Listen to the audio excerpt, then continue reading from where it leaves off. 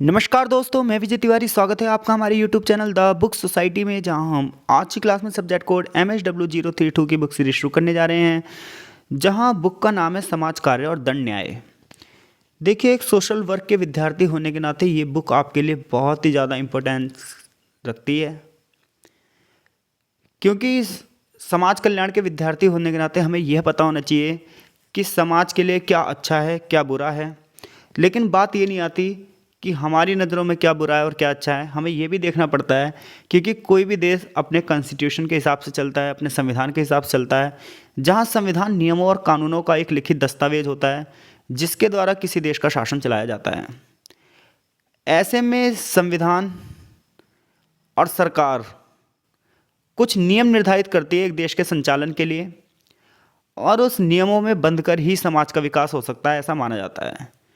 तो हमें एक समाज कल्याण के विद्यार्थी होने के नाते ये पता होना चाहिए, सोशल वर्क के स्टूडेंट होने के नाते ये पता होना चाहिए कि वो कुछ बेसिक नियम क्या हैं जो कि समाज के लिए बहुत ज़्यादा ज़रूरी हैं।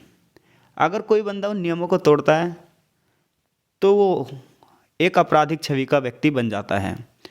तो ये पूरी की पूरी जो बुक है वो हमें यही बताएगी कि सोशल वर्क में जो सोशल जस्टिस है, सामाजिक न्याय है, उसको हम कैसे कायम रख सकें, और एक सोशल वर्कर को किन किन चीज़ों के बारे में पता होना चाहिए ताकि वो अपने कार्यों को एक अच्छे ढंग से कर सके।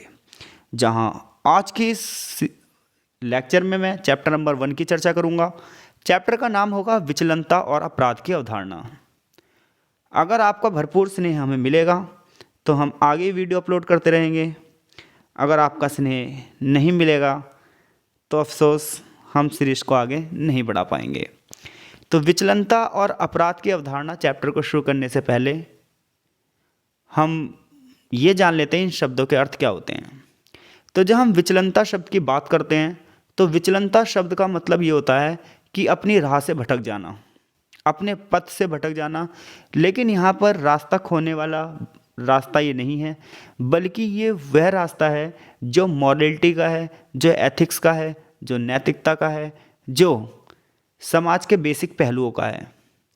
यानी कि वो चीज़ें जो समाज के विकास के लिए आवश्यक हैं और हम उन राह से भटक जाएं और ऐसी राह समाज के लिए बना दें जो कि नकारात्मक हो, तो वो क्या कहलाएगी? विचलनता। लेकिन ये बात आती है कि विचलनता का ही पर्यायवाची शब्द अपराध है। कुछ लोग ऐसा कहते हैं, लेकिन ऐसा नहीं है। जब हम अपराध की भावना लाते हैं, जब हम अपराध की बात करते हैं, तो हम ये कहते हैं कि एक ऐसी चीज़ जो नियमों कानूनों के विरुद्ध है और जिसके लिए दंड की व्यवस्था की गई है, वो अपराध कहलाएगा। यानी कि जिसके लिए भी संविधान के द्वारा या किसी अधिनियम के द्वारा, देश के कानून के द्वारा अगर दंड की व्यवस्था की गई है तो वो चीज़ अपराध की श्रेणी में आएगी। लेकिन विचलनता को बस हम ये कहते हैं कि मॉरलिटी के रास्ते से अलग होना। एग्जाम्पल से मैं समझाता हूँ आपको विचलनता का मतलब। जब हम एग्जाम्पल समझे, जैसे कि झूठ बोलना विचलनता का एक उदाहरण हो सकता है, क्योंकि झूठ बोलना हमने माना गया कि मानक नहीं है। तो कोई बंदा अगर झूठ बोलता है, लेकिन उसके लिए उसे जेल में तो नहीं डाला जा सकता। लेकिन अगर कोई बंदा ऐसा अपराध कर रहा है जो कानूनी दायरे में आ रहा है, तो उसके लिए उसके दंड की व्यवस्था है। तो चलिए चैप्टर की शुरुआत करते हैं। ये चैप्टर का एक इंट्रो था और हमारी बुक का इंट्रो था। आशा है अब आपको ये चैप्टर समझने में आसानी होगी। तो चैप्टर में सबसे पहले एक प्रस्तावना दी गई, जहाँ प्रस्तावना हमें यही बताती है, परिचय इंट्रोडक्शन यही बताता है कि चैप्टर में हम आगे क्या पढ़ेंगे। जैसा कि थोड़ा सा मैं पहले ही चैप्टर तो जिक्र कर देता हूँ। तो जब हम इस चैप्टर का परिचय पढ़ते हैं, इंट्रो पढ़ते हैं, तो यहाँ पर यही बताया जाता है कि जब हम एक सोसाइटी की बात करते हैं तो एक सोसाइटी एक व्यक्ति से मिलकर नहीं बनती, एक एक व्यक्ति से मिलकर बनती है, जिसमें सभी सदस्य होंगे, पुरुष और महिलाएं सभी होंगे। अब जब बहुत सारे लोग मिलेंगे, एक प्रत्येक सदस्य मिलकर जब सोसाइटी का निर्माण करेगा, तो बहुत सारे विचार होंगे, बहुत सारी क्रियाएं होंगी और कुछ नियम निर्धारित किए जाएंगे। कुछ हर एक व्यक्ति ये चाहता है कि उसको ज़्यादा से ज़्यादा स्वतंत्रता मिले उस समाज में और उसके मामले में कम से कम हस्तक्षेप हो। तो ऐसे में समाज की प्रकृति जैसी होगी, समाज के नियम भी वैसे होंगे। अगर समाज रूढ़िवादी होगा, समाज सत्तावादी होगा, तो उसके नियम कानून अलग होंगे। समाज अगर उदार होगा, समाज अगर उन्मुक्त होगा, तो उसके नियम कानून अलग होंगे। तो ये समाज की प्रथाएं, समाज की अवस्थाएं, समाज की परिस्थितियां और वहाँ के लोगों पर निर्भर करता है कि वहाँ की प्रकृति कैसी है, और उसी हिसाब से नियम कानून और कायदे बनते हैं, और उसी हिसाब से एक समाज का निर्माण होता है। तो हर समाज में विचलनता और अपराध की अलग अलग परिभाषाएं हो सकती हैं। हर एक समाज में अपराध के अलग अलग दायरे हो सकते हैं। हर एक समाज में स्वतंत्रता का एक अलग अलग मानक हो सकता है। तो ये समाज की प्रकृति उसके व्यवहार पर निर्भर करती है, और इसीलिए हर देश के जो क्रिमिनल लॉ हैं वो भी अलग अलग हैं। ये ऐसा इस चैप्टर की इंट्रो कहता है। आगे चैप्टर में विचलनता और अपराध को परिभाषित किया गया है, जहाँ विभिन्न समाजशास्त्रियों के यहाँ नाम लिए जाएंगे। तो जब हम बात करते हैं सोशोलॉजी की, सोशोलॉजर्स की, तो विभिन्न जो समाजशास्त्री हैं ये कहते हैं कि वो सभी कृत्य, वो सभी कार्य जो मानव व्यवहार के नियमों को उल्लंघन करते हैं वो विचलनता की श्रेणी में आते हैं। जैसा कि हमने पहले बात कर ली कि एक मनुष्य होने के नाते हमारे कुछ कोड ऑफ कंडक्ट हैं कि हाँ भाई, हमें समाज में रहते हुए कैसा व्यवहार करना चाहिए। जब उन व्यवहारों की एक सीरीज को तोड़ते हैं, उन व्यवहारों की श्रृंखला को तोड़ते हैं, तो हम कहते हैं कि ये विचलनता है। जैसा कि कोहेन ने 1966 में बताया कि वह व्यवहार जो समाज की संस्थाओं की अपेक्षाओं का उल्लंघन करता है वही क्या कहलाता है, विचलन कहलाता है। लेकिन जो समाज की व्यवस्थाओं के साथ चलता है वो लीगल चीज़ें कहलाती हैं। तो अलग अलग व्यक्ति इसके लिए अलग अलग अपनी राय देंगे, लेकिन सबका सार यही होगा कि जब हम मॉरलिटी, एथिक्स, नियमों को तोड़ते हैं तो वो सारी चीज़ें विचलनता और अपराध में आती है। और विचलनता और अपराध में क्या अंतर होता है ये मैं ऑलरेडी पहले डिस्कस कर चुका हूँ। कुछ चीज़ें मैंने इंपॉर्टेंट चीज़ें हाईलाइट की हैं, आप चाहें तो इसका स्क्रीनशॉट लेकर लिख सकते हैं। अगर आपके पास किताब है तो आप उस चीज़ को अपने आप ही हाईलाइट कर सकते हैं। तो जितने भी समाजशास्त्री हैं उनका उद्देश्य जहाँ तक संभव हो वो ये रहा है कि जो सामाजिक सच्चाइयाँ हैं, यथार्थ का मतलब होता है रियलिटी, रियलिज्म, तो जो समाज की सच्चाइयाँ हैं उसको मानते हुए समाज पे कुछ कंट्रोल करना। क्योंकि जब हम हॉब्स की बात करते हैं तो मनुष्य अपनी प्राकृतिक अवस्था में बहुत जटिल नियम में था। उनका यह मानना है मनुष्य स्वार्थी था, लालची था। ऐसे में समाज की आवश्यकता के लिए कंट्रोल की जरूरत हुई, तो इसलिए दंड की आवश्यकता की महसूस हुई, जो कि आगे बताएगा भी चैप्टर में। तो ऐसे कार्य, ऐसे कृत्य, ऐसे एक्ट्स जिसमें मनुष्य की गतिविधियों की चूक हो जाए उन्हें विधि द्वारा निषिद्ध किया जाता है। यानी कि हमारे ऐसे कार्य जो समाज के लिए ठीक नहीं हैं उसे लॉ जो होता है, विधि का मतलब कानून, लॉ, उसे क्या कर देता है, प्रोहिबिटेड कर देता है, निषिद्ध कर देता है। तो हम कहेंगे ये अपराध है। हर एक चीज़ जो समाज के टॉलरेंस के खिलाफ है, समाज की सहिष्णुता के खिलाफ है, उसके लिए दंड देना जरूरी है, ताकि समाज में ये भय बना रहे कि हमें समाज के नियमों के विपरीत नहीं जाना। तो अपराध में हमारी भागीदारी कितनी है और अपराध का परिणाम कैसा है, उसी हिसाब से दंड को आरोपित किया जाता है। यानी कि हर प्रकार के अपराध के लिए एक जैसी सजाएं नहीं हैं। अपराध की श्रेणी के हिसाब से सजाओं का प्रावधान किया गया, जो कि आगे चैप्टर में बताया भी जाएगा। तो इसी के लिए हमने क्रिमिनल लॉ का निर्माण किया है, और क्रिमिनल लॉ ने अपराध की 3 विशेषताएं बताई हैं कि हर एक वो चीज़ अपराध है जो मानव आचरण को हानि पहुंचाती हो, जो राज्य की संप्रभुता को प्रभावित करती है। देखिए, संप्रभुता का मतलब होता है निर्णय लेने की क्षमता। अगर देश की निर्णय लेने की क्षमता को जो भी चीज़ें प्रभावित कर रही हैं वो सब अपराध के दायरे में आएंगी। जिस चीज़ को लिए रोका गया है और आप उसी चीज़ों को कर रहे हैं तो वो भी दंड की श्रेणी में आएगा। तो किसी भी दोष को निर्धारित करने के लिए विशेष प्रकार की लीगल प्रोसीडिंग यानी कि कानूनी कार्रवाई की बात की जाती है। तो इस प्रकार जितने भी सोशोलॉजर हैं, जितने भी वकील हैं, अधिवक्ता हैं, इन्होंने विचलन और अपराध के जो अर्थ हैं उसमें 2 विशेषताएं बताई हैं। एक चीज़ होगी अच्छी और एक चीज़ होगी बुरी। अच्छा होगा देश के लिए कानून, विधि और कंट्रोल, क्योंकि कंट्रोल में रहकर ही समाज का विकास किया जा सकता है। लेकिन इसका मतलब ये नहीं है कंट्रोल का कि आपको इल्लीगल रूप से सरकार कंट्रोल लगाए, क्योंकि जब आपको समानता की परिभाषा पढ़ाई जाती है तो समानता की परिभाषा का मतलब होता है प्रतिबंधों का अभाव। यानी कि वो समाज ज़्यादा से ज़्यादा स्वतंत्र होगा जिस पर कम से कम प्रतिबंध होंगे। लेकिन प्रतिबंध तो होने ही चाहिए, कुछ लीगल प्रतिबंध, लीगल बाउंडेशन हमारे ऊपर होनी चाहिए। तो जितने भी सोशल वर्कर हैं, सोशोलॉजर हैं, समाजशास्त्री हैं, अधिवक्ता हैं, ये कहते हैं कि विचलनता और अपराध के अर्थ में 2 समान विशेषताएं हैं। पहली ये है कि जितनी भी संस्थाओं से अपेक्षा की जाती है वो विधि को एक अच्छी वस्तु मानते हैं, यानी कि जो लॉ है, कानून है, उसे सब लोग एक अच्छी चीज़ मानेंगे और समाज के लिए वांछनीय, यानी कि समाज के लिए एक जरूरी होनी चाहिए। समाज में एक सत्ता होनी चाहिए जो समाज को नियंत्रण रखे, और ये नियंत्रण समाज की प्रसन्नता के लिए होगा, ये आदर्शों पर होगा, ये समाज की निष्ठा पर होगा, ये उन लोगों की उभरती हुई प्रवृत्तियाँ होंगी जिसे लोग ही मानेंगे। यहाँ कानून को शक्ति संसाधन के रूप में माना जाएगा और ये सब चीज़ें सर्वसम्मति से होंगी, यानी कि पूरे एक डेमोक्रेटिक कंट्री में ये सारी चीज़ें सबसे पूछ कर होंगी। इसमें सभी जनता की क्या होगी, भागीदारी होगी। जैसा कि हमें पता है लोकतंत्र का मतलब क्या है, लोकतंत्र का मतलब है ज़्यादा लोगों की भागीदारी। ऐसे में जितने भी नियम कानून बनेंगे, अगर वो हमारे अधिकारों का हनन कर रहे हैं तो हम क्या कर सकते हैं, उनका विरोध कर सकते हैं। तो ऐसे में सरकार को नियम कानून वापस लेने पड़ेंगे। लेकिन अगर सरकार ने कोई नियम कानून बनाया और हम विरोध नहीं करें तो इसका मतलब क्या है कि हमें वो नियम कानून पसंद है और वो समाज के भले के लिए हैं।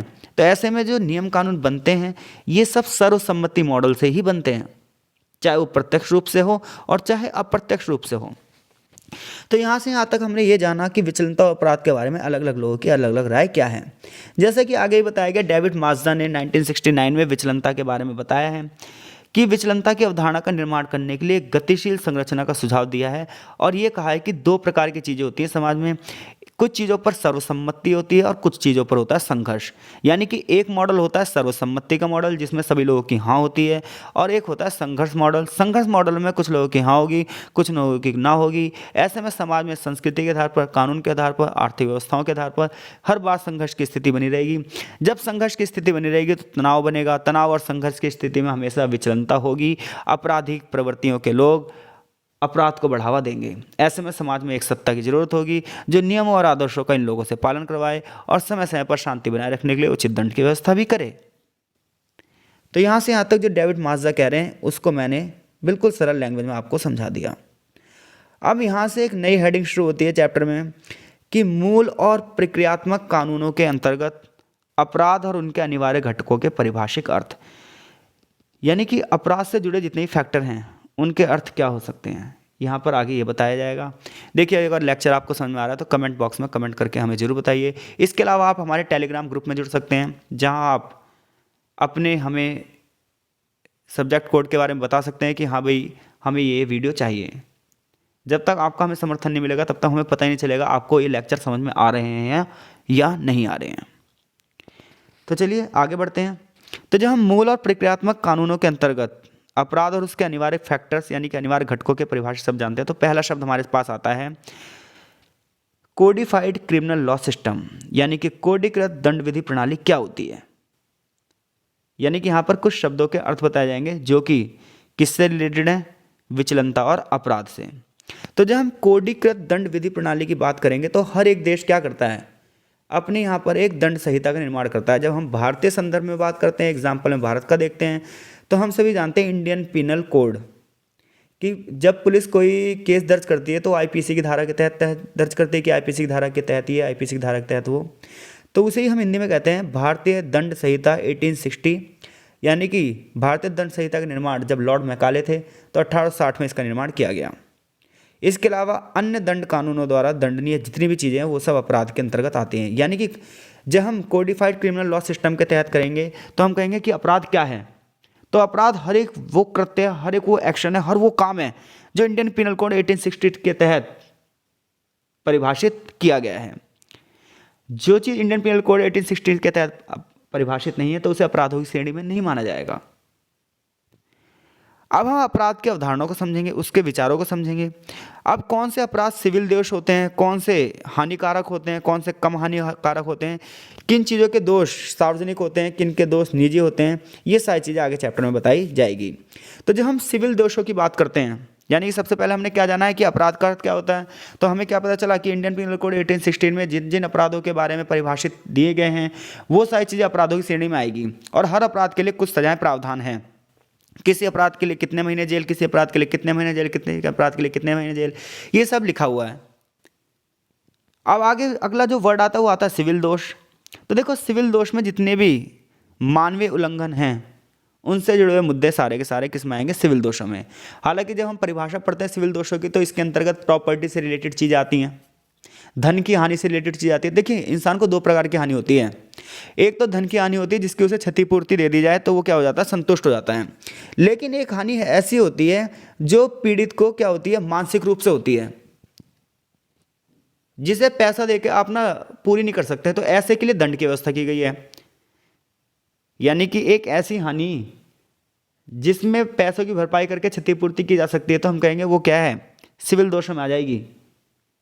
लेकिन जो ऐसे अपराध है जिसमें हत्या कर दी जाए तो इसके लिए तो दंड की व्यवस्था की गई है। तो यहाँ पर यही कहता है, ये क्या कहता है कि सिविल दोषों में मानवीय उल्लंघन में पीड़ित पक्ष को फिर से क्या हो, उसकी प्रतिष्ठा के लिए, उसके सम्मान के लिए क्षतिपूर्ति दे दी जाती है।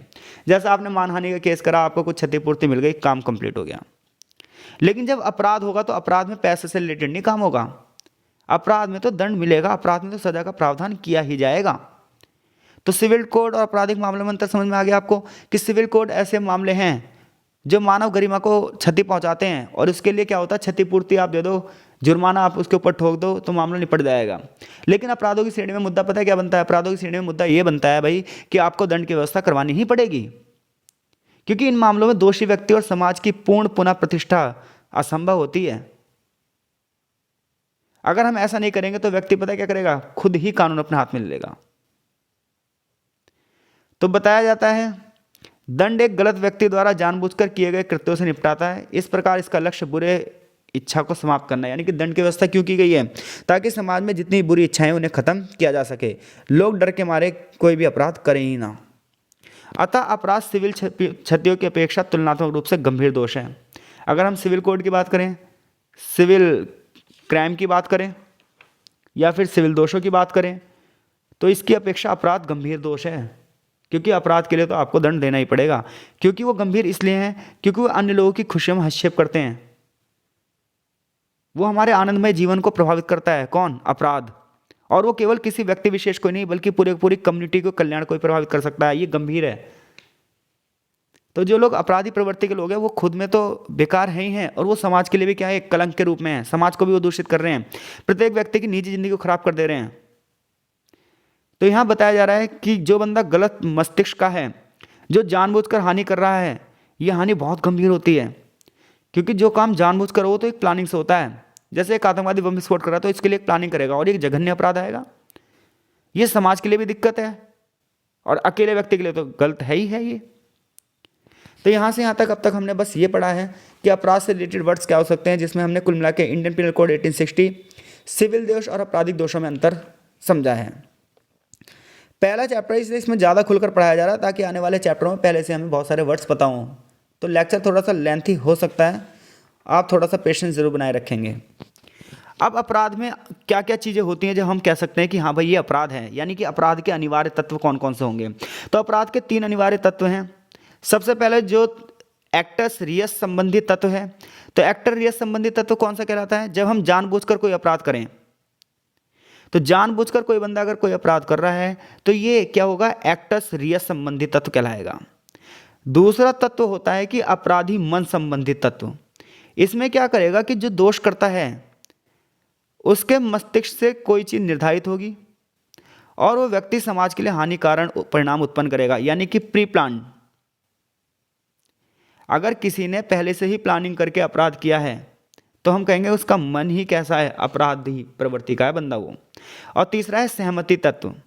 सहमति तत्व में क्या है कि ऐसा कार्य है जिसकी आवश्यकता जो अवैध दोषी मस्तिष्क द्वारा किया जा रहा हो। यानी कि अगर कोई व्यक्ति अपराध कर रहा है और उसके साथ सहअपराधी जो है वो क्या कहलाएगा, वो सहमति तत्व कहलाएगा। तो अपराध के अनिवार्य तत्व कितने हैं, एक है एक्टस रियस संबंधित तत्व, दूसरा अपराधी मन संबंधित तत्व, तीसरा सहमति तत्व। यहाँ से अभी तक जो क्वेश्चन बनते हैं वो विचलनता और अपराध से क्या समझते हैं आप बता देंगे, और अपराध के अनिवार्य तत्व कौन कौन से ये भी आप बता दोगे अगर छोटे क्वेश्चन में आया तो। अब बात आती है क्राइम और उसके रूप क्या हैं। तो जब हम बात करेंगे कि दंड संहिता या दंड प्रक्रिया संहिता 1973, तो इसमें अपराध के लिए अपराध को इंग्लिश में क्राइम कहेंगे वैसे तो, लेकिन जब हम बात करेंगे ना 1973 की दंड प्रक्रिया संहिता, तो इसमें क्या है, इसमें क्राइम शब्द का यूज ही नहीं किया गया। तो जब हम दंड संहिता की बात करेंगे 1973 के हिसाब से, तो इंग्लिश में तो अपराध को क्या कहा जाता है, क्राइम, लेकिन इसमें क्राइम शब्द का यूज़ कहीं किया ही नहीं गया, इसमें यूज़ किया गया ऑफेंस। अब बात ये आती है जब आप सिनोनिम्स ढूंढते हो क्राइम का तो ऑफेंस इसका सिनोनिम्स मिलता है, क्योंकि क्राइम का हिंदी में मतलब अपराध है और ऑफेंस का मतलब भी अपराध है। लेकिन फिर कुछ तो अंतर होगा जो इसको वर्ड को यूज़ किया गया है। तो क्राइम की बात की जाए तो क्राइम एक सामान्य शब्द है, क्राइम एक जनरल शब्द है, जबकि हम ऑफेंस की बात करते हैं तो ये एक विशेष शब्द है। और ऑफेंस उस प्रकार के अपराध आते हैं इसमें जिसमें दंड का प्रावधान किया ही जाना चाहिए, जैसा कि दंड संहिता की धारा 40 में ये चीज निर्धारित भी की गई है, जहां उसके खंड 2 और 3 में ये बात की गई है कि ऑफेंस शब्द का अर्थ क्या होगा। तो यहां से यहां तक जो दंड प्रक्रिया की संहिता धारा 2N के अनुसार ऑफेंस का अर्थ एक ऐसी चूक है जो कुछ समय के लिए जितने भी कानून लागू हैं, अगर आप उन कानूनों को तोड़ते हो तो आपको दंड मिलेगा जो भी उस कानून के हिसाब से होगा। तो वो सारी चीज़ें क्या कहलाएंगी? ऑफेंस। अब देखो मैं इसे थोड़ा सा ना और सरल लैंग्वेज में समझाता हूँ। हर एक चीज़ जो मॉरलिटी से अलग है वो अपराध है। जो सामाजिक नियम बने हैं लेकिन वो संविधान में नहीं है, वो दंड संहिताओं में नहीं है, अगर वो सब चीज़ें गलत तरीके से कोई बंदा कर रहा है, हर एक चीज़ वो अपराध की श्रेणी में आएगी। लेकिन कोई ज़रूरी नहीं है कि हर अपराध की सज़ा हो। लेकिन ऑफेंस शब्द जो यूज़ किया गया है ये उन चीज़ों के लिए यूज़ किया गया है जिनके लिए सजाओं का प्रावधान किया गया है। यानी कि हर अपराध की सज़ा नहीं होती, लेकिन ऑफेंस के अंतर्गत जितने अपराध होंगे उनकी एक सज़ा होगी। बस इतना ही अंतर है क्राइम और किसमें? ऑफेंस में। यानी कि क्राइम एक बहुत बड़ी चीज़ है और ऑफेंस उसके अंदर की एक चीज़ है, क्योंकि क्राइम में बहुत सारी चीज़ें आएंगी लेकिन उनमें से कुछ चीज़ें हैं जो जघन्य श्रेणी में जिसके लिए दंड की व्यवस्था की गई है। लेकिन ऑफेंस में सिर्फ वही चीज़ें ही हैं जिनके लिए दंड संहिता ने दंड की व्यवस्था की है। तो इसलिए क्राइम की जगह क्या वर्ड यूज़ हुआ है? ऑफेंस शब्द यूज़ हुआ है। अब देखिए दंड संहिता में आगे और भी बहुत सारे वर्ड्स हैं जिनका आगे वर्णन किया गया है। जैसे जब आप कोई बंदा अगर कोई अपराध कर रहा है तो वो किस तरीके का अपराध कर रहा है उसे उसी प्रकार की सज़ा का प्रावधान है। जैसे सबसे पहला है गिरफ्तारी व जांच के प्रयोजन के लिए। तो जब हम बात करते हैं अपराधों की श्रेणी, धारा 2C के हिसाब से, दंड प्रक्रिया की धारा 2C के हिसाब से 2 प्रकार के अपराध हैं, एक संज्ञेय अपराध और एक असंज्ञेय अपराध। अब ये क्या होते हैं? देखिए संज्ञेय अपराध वो होते हैं जो गंभीर प्रवृत्ति के होते हैं, जिनसे नुकसान ज़्यादा हो सकता है। असंज्ञेय अपराध वो होते हैं जो कम गंभीर होते हैं। तो जो ज़्यादा गंभीर हैं वो कौन से हैं? संज्ञेय। और जो कम गंभीर हैं वो कौन से हैं? असंज्ञेय हैं। तो इसके लिए गिरफ्तारी हो सकती है और इसके लिए जांच भी कर सकती हैं टीम्स। ये बात कहाँ लिखी है? दंड संहिता की धारा 2C में। अब बात ये होती है कुछ इस प्रकार के अपराध होते हैं जिनके लिए जमानत मिल सकती है और कुछ ऐसे अपराध होते हैं जिनके लिए जमानत नहीं मिलती है। जैसा कि दंड संहिता की धारा 2 में बताया गया कि एक अपराध है संज्ञेय और एक है गैर संज्ञेय। ये सब पहली अनुसूची में वहाँ पर लिखा है। तो जितने भी गंभीरता वाले अपराध हैं ये सारे क्या होते हैं? गैर जमानती। लेकिन कौन सी चीज़ जमानती होगी, कौन सी चीज़ गैर जमानती, ये न्यायालय डिसीजन लेगा। ये न्यायालय पे छोड़ दिया गया कि न्यायालय अपने विवेक के हिसाब से देखेगा कि कौन से अपराध में अपराधी को जमानत दी जा सकती है, कौन से में जमानत नहीं दी जा सकती है। ये चीज़ हमने न्यायपालिका के विवेक पर छोड़ दी है। तीसरा है शमनकारी कार्यवाहियों के प्रयोजन के लिए। तो दंड संहिता की धारा 320 क्या कहती है कि जितने भी कंपाउंडेबल ऑफेंस हैं ये एक बड़े पैमाने पर योजना का प्रावधान करते हैं जिन्हें सिविल दोष माना जाता है और इनका समझौता हम न्यायालय की अनुमति से आराम से कर सकते हैं, यानी कि सिविल दोष इसमें आएंगे। एक है प्ली बार्गेनिंग और दंडादेश देने के लिए प्रयोजन के लिए। इसमें छोटे छोटे अपराध रखे गए हैं और गंभीर अपराधों के शब्दों की भी व्याख्या की गई है, लेकिन जो गंभीर अपराध हैं वो इसके अंतर्गत नहीं आते। तो इसमें क्या क्या चीज़ें हैं? इसमें यह बताया गया है कि ऐसी चीज़ें जो 7 वर्ष से कम कारावास वाले दंडनीय अपराध हैं और जो 7 वर्ष से अधिक कारावास वाले जो दंडनीय अपराध हैं। तो प्ली बार्गेनिंग का दावा करने वाले जितने भी लोग हैं वो धारा 360 के लाभों के लिए इस प्रकार की श्रेणी रखते हैं कि हाँ भाई 7 साल से कम सजाएं किसमें, 7 साल से ज़्यादा सजाएं किसमें। ये सब दंड संहिता की धारा 360 में लिखी हैं। तो जब हम बात करते हैं क्राइम अपराध और इसके रूप, तो सबसे पहले क्राइम शब्द को हम डिफाइन करते हैं, फिर ऑफेंस शब्द का अर्थ समझते हैं कि दंड संहिता में क्राइम शब्द का यूज़ नहीं किया गया, किसका यूज़ किया गया? ऑफेंस शब्द का यूज़ किया गया है। फिर जब हम इसके रूप देखते हैं तो कुछ होते हैं जिनकी गिरफ्तारी हो जाती है तुरंत और वारंट वगैरह भी जारी किया जाता है। फिर क्या है, कुछ चीज़ें ऐसी हैं जिन पर जमानत मिल सकती है, कुछ चीज़ों पर जमानत नहीं मिल सकती, कुछ ऐसी हैं जो सिविल दोषों में आती हैं और कुछ प्ली बार्गेनिंग में आती हैं। अब बात ये आती है कि अपराधों के प्रकार, उसके स्वरूप कैसे होते हैं। तो जब हम बात करते हैं अपराधों की तो अपराधों के एक तरीके से हम ये कह सकते हैं कि समाज में एक घटिया तरीके का व्यवहार है। हम बहुत सारी चर्चा ऑलरेडी अपराधों की डेफिनेशन पे कर चुके हैं। तो हम डायरेक्ट बात करते हैं कि भारत की जब दंड संहिता यानी कि इंडियन पिनल कोड 1860 की बात करें तो उसमें विभिन्न श्रेणियों के अपराध हैं जिन्हें 22 ग्रुप में बांटा गया है।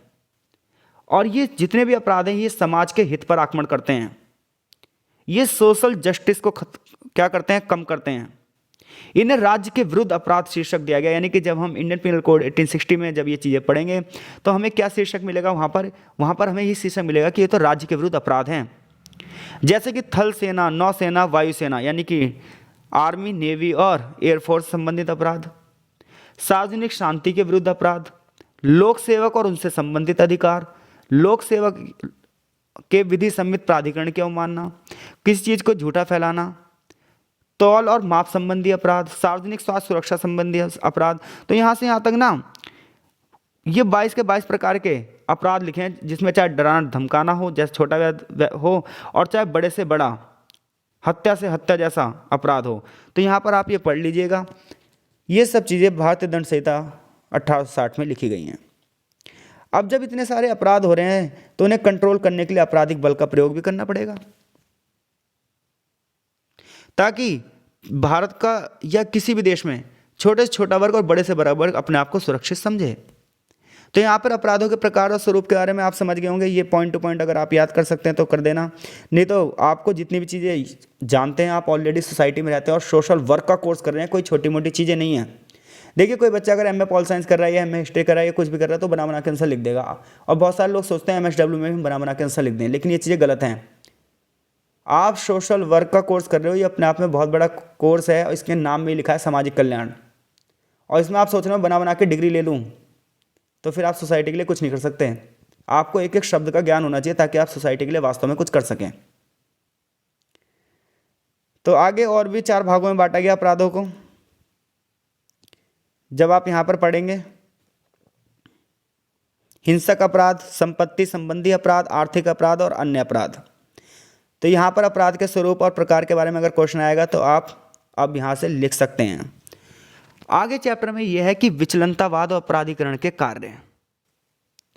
तो जब हम सोशल कॉन्ट्रैक्ट की बात करते हैं, देखिए सोशल कॉन्ट्रैक्ट की बात क्या है, तो सोशल कॉन्ट्रैक्ट की थ्योरी के हिसाब से मनुष्य अपनी प्राकृतिक अवस्था में कैसा जीवन जीता था, वो ऐसा जीवन जीता था जिसमें हर एक बंदा स्वार्थी था, लालची था, उसका चरित्र घिनौना था, पशु जैसा व्यवहार करता था और दरिद्र था। तो ऐसे में एक बंदा था लेवियाथन, उसे अपने सदस्यों के व्यवहार के लिए कड़े नियम बनाने पड़े। ऐसी जब भारत की बात करते हैं तो भारतीय संदर्भ में हर एक बंदा अपनी प्राकृतिक अवस्था में अराजकता जैसी स्थिति में आ गया। मत्स्य न्याय चलता था, बड़ी मछली छोटी मछली को खाने वाला न्याय, यानी कि हर एक बड़ा बंदा छोटे बंदे को पीड़ित करता था। तो ऐसे में पीड़ित व्यक्तियों ने अपने समूह बनाया और मनु को कहा कि क्या आप हमारे राजा बनिए और समाज के लिए नियम निर्धारित करिए। तो जो लेवियाथन की थ्योरी है वो वेस्टर्न थ्योरी है और जो मनु की थ्योरी है वो इंडियन थ्योरी है। यहाँ पर लेवियाथन थ्योरी के बारे में बताया गया है, इंडियन थ्योरी के बारे में नहीं बताया गया, लेकिन मैंने आपको यहाँ बता दिया है। तो ऐसे में बहुत सारे विचारक आए जैसे बकारिया, जर्मी बेंथम, इन सब ने कहा कि मनुष्य के व्यवहार को नियंत्रण करने के लिए मनुष्य ने अपने बीच में से ही सोसाइटी का निर्माण किया, स्टेट का निर्माण किया, सरकार का निर्माण करा ताकि वो उनकी रक्षा कर सके। ऐसे में सरकार का निर्माण एक सोशल कॉन्ट्रैक्ट के तहत हुआ है, यानी कि सामाजिक संविदा समझौते के तहत हुआ है, जहां प्रत्येक व्यक्ति समाज में शांति चाहता था। इसलिए उन्होंने मिलकर एक ऐसी सत्ता का निर्माण किया जो उनके मामलों में हस्तक्षेप करे और शांति व्यवस्था को कायम रखे। तो अपराध को खत्म करने के लिए राज्य का निर्माण किया गया। तो जैसे कि इमाइल दुर्खाइम जो एक बहुत बड़े फिलोसफर रहे हैं, इन्होंने अपनी एक किताब लिखी है division of labour in society 1893। इसमें इन्होंने अपराध की जो क्षमताएं होती हैं, योग्यताएं होती हैं, वो सारी चीज़ें लिखी हैं।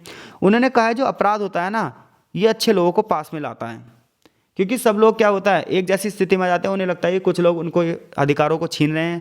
तो ऐसे में ये लोग क्या करते हैं, एकजुट होकर रहते हैं, क्योंकि अगर समाज में सब लोग अच्छे होते तो शायद समाज क्या होता, अपने अपने लिए अलग अलग तरीके से शांति रूप कार्य कर रहा होता।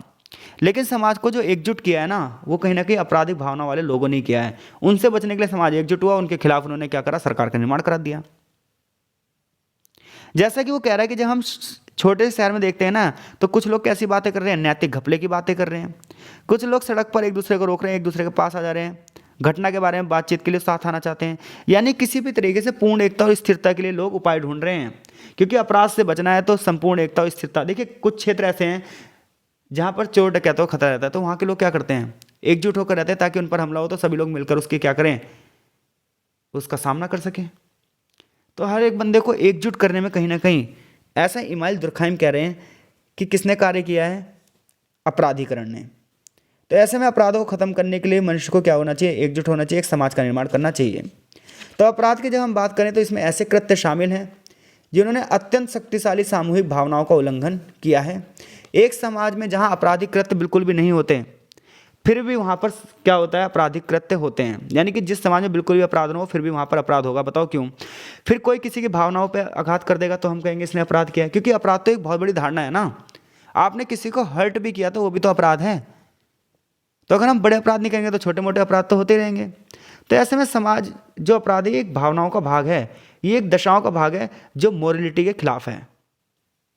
जैसा कि उदाहरण के लिए कार्ल मार्क्स क्या कहेगा, कार्ल मार्क्स ये कहेगा कि जो पूंजीवादी समाज है, जबकि देखिए कुछ लोग कहेंगे पूंजीवादी समाज लोगों के लिए जरूरी होता है, निजीकरण प्राइवेट सिस्टम बहुत अच्छा होता है, लेकिन कार्ल मार्क्स क्या कहेगा कि पूंजीवादी विचार एक वर्ग को तो संपत्तिवान बना देता है और दूसरे वर्ग को संपत्तिहीन बना देता है। तो ऐसे में समाज में सोशल जस्टिस या सोशल इनजस्टिस हो जाता है, सामाजिक अन्याय हो जाता है। दूसरा पॉइंट है सामाजिक प्रतिरक्षा के रूप में। तो इसमें हॉब्स जैसे जो फिलोसफर रहे हैं, इन्होंने बताया है, इन्होंने क्या कहा है कि शुरुआत में मनुष्य कानूनों को तोड़ता था, उसे नियंत्रण करने के लिए कानूनों की जरूरत थी। तो ऐसे में जो लोग कानून को तोड़ते हैं उन्हें कंट्रोल किया जाना चाहिए, उन्हें दंडित किया जाना चाहिए, ताकि समाज की सुरक्षा के लिए ये चीज़ें संपन्न हो सकें। क्योंकि जहाँ पर कानून नहीं होंगे, जहाँ लोगों को दंड नहीं दिया जाएगा, वहाँ पर समाज की सुरक्षा नहीं हो पाएगी, समाज स्थिर नहीं रह पाएगा। समाज की स्थिरता के लिए लोग खतरा उत्पन्न कर सकते हैं। जैसा कि यहाँ पर बताया भी गया है, दुष्ट और गैर दुष्ट लोगों के बारे में विभाजन किया है विल्सन ने। कह रहा है यदि हम कुछ लोगों को रोकने के लिए कुछ भी ना करें फिर भी कुछ लोग अपराध से दूर रहेंगे, जबकि कुछ लोग ऐसे होंगे जिन्हें हम रोकना चाहेंगे फिर भी वो अपराध करते रहेंगे। देखिए कितनी बड़ी बात कही है कि अगर हम कुछ लोगों को ना भी रोकें ना तब भी वो अच्छे रहेंगे, लेकिन कुछ लोगों को कितना भी रोकते हैं लेकिन फिर वो अपराध करते रहेंगे, चाहे हम इनको सुधारने के लिए सब कुछ कर दें। दुष्ट लोग जो मौजूद रहते हैं वो रहते ही हैं।